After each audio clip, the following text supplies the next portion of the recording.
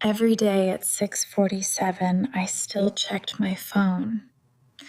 It's ridiculous, I know. Just hoping. Not out of habit. Habit fades. This was something closer to a promise she'd never actually made. A small, private ritual nobody else knew existed. At 6:47, 3 years ago, her brother always replied. He hadn't replied in 3 years, and still, every evening, at exactly that time, she opened the same thread and looked at the same 3 words she had sent him. Words that were never going to be answered, and words she had never been able to delete. Call me when you can. That was the last thing she ever said to him. She used to think the hardest part was the silence that followed. It wasn't. The hardest part was smaller than that, and far more specific. It was the little gray checkmark underneath her message. Delivered, not read. Before I continue, please subscribe us and comment what is the most interesting part for you. It will really mean a lot. For 3 years, that single word had sat underneath her last message to her brother like a locked door she couldn't stop knocking on, because it meant something most people never had to think about. It meant he never saw it. His name was Sam, and the story people usually assumed, the story she let them assume, because it was easier than the truth, was that they drifted apart. Siblings do that. Distance, work, time zones, the slow erosion nobody notices until it's already happened. That wasn't what happened to them. What happened to them happened in the 11 minutes between her sending that message and a phone call from a number she didn't recognize. She would spend the next 3 years trying to understand those 11 minutes. She still hadn't. Here's what she knew. Sam had been driving home from a shift he'd picked up last minute. He always turned his phone to silent when he drove, a habit their mother drilled into both of them as teenagers. The one rule neither of them ever broke. Her message arrived at 6:47. He never took his phone off silent again. For a long time, she told herself it didn't matter. A message is a message. He would have called her back the next morning, the way he always did, casual and unbothered, complaining about work, asking what she wanted for her birthday. But there was a question underneath. That thought that she'd never let herself finish. What if it hadn't been silent? What if, for some reason, he'd glanced at his phone at a red light, the way people do without thinking, and seen 3 words from his sister that sounded exactly as ordinary as they were meant to sound. Call me when you can. Not urgent, not desperate. Nothing that would have told him this particular evening mattered more than any other. She would never know if a different set of words might have changed those 11 minutes. That was the part she checked her phone for at 6:47. Not the message, the unanswerable question underneath it. For the first year, she called it guilt. It felt like guilt. It had guilt's shape, the tightness in her chest, the specific 6:47 dread, the way she'd start rehearsing apologies to someone who could no longer hear them. But guilt requires a mistake. The longer she sat with it, the harder it became to name exactly what her mistake had been. She hadn't done anything wrong.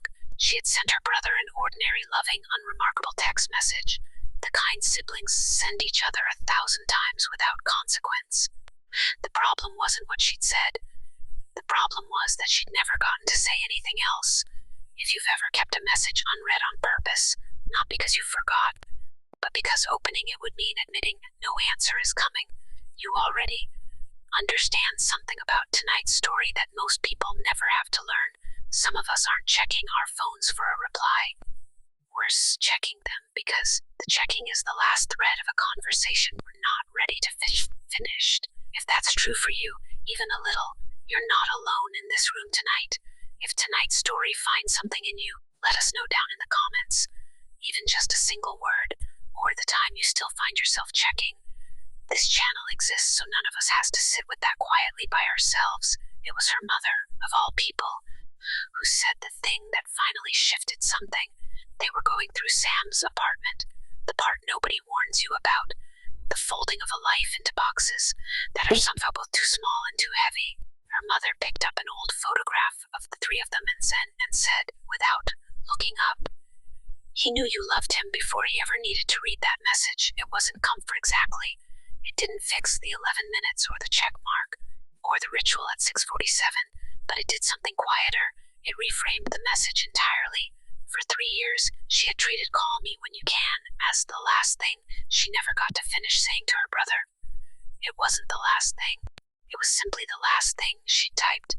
Everything else, every birthday call, every stupid argument over nothing, every ordinary Tuesday phone call that lasted 40 minutes for no reason at all, that had already said everything the text never needed to. She still checks her phone at 6:47. But somewhere in the last few months, without deciding to, the reason changed. She isn't checking to see if the checkmark will finally say read. She knows now it never will, and some part of her has finally stopped needing it too. She checks because for 1 minute every evening, she lets herself sit inside the last conversation she ever had with her brother. Not the unanswered one, but all the ones before it. The birthday calls, the 40-minute Tuesdays. The sound of him laughing at something only the two of them thought was funny. The message still says delivered. She stopped waiting for it to say anything else. Von Almora. Unser grief doesn't ask permission before it changes shape. It arrives first as devastation and stays eventually as something closer to companionship. Quiet, familiar, no longer something you're fighting, just something you carry differently than you used to. If there's a message on your phone tonight that you're still waiting on, an unread thread, an unanswered call, a delivered that never became read, you don't have to solve it tonight. 6:47. You just have to know that checking it doesn't mean you're stuck. Sometimes it just means you're still loving someone the only way you have left. At 6:47 tomorrow, she'll open the thread again. Not because she's waiting anymore. She's at 47.